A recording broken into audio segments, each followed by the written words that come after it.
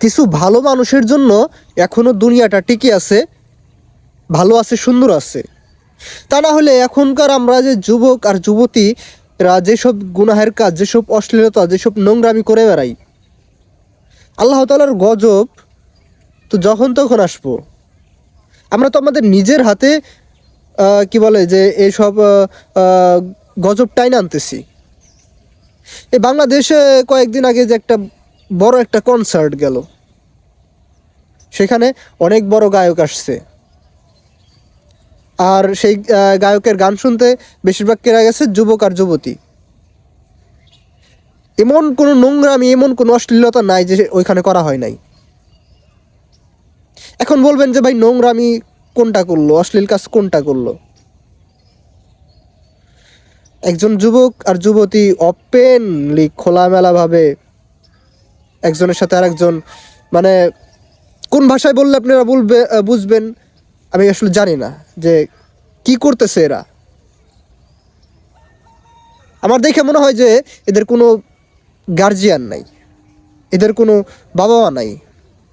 যদি এদের কোনো গার্জিয়ান থাকতো, যদি এদের বাবা মা থাকতো, তাহলে এরা হয়তো এসব কাজ করতে পারতো না। আর না হয়তো এদের গার্জিয়ান আছে অবশ্যই, বাবা মা আছে অবশ্যই, এই তাদের মতনই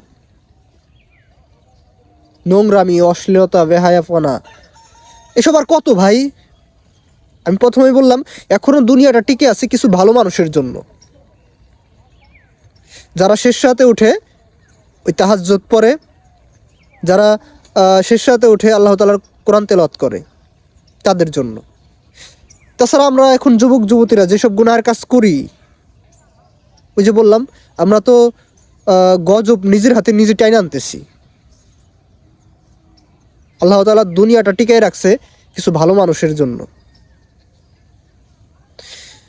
এমন কোনো অশ্লীল কাজ নাই যে আমরা এখন করি না, এমন কোনো গুনাহের কাজ নাই যে এখন আমরা করি না।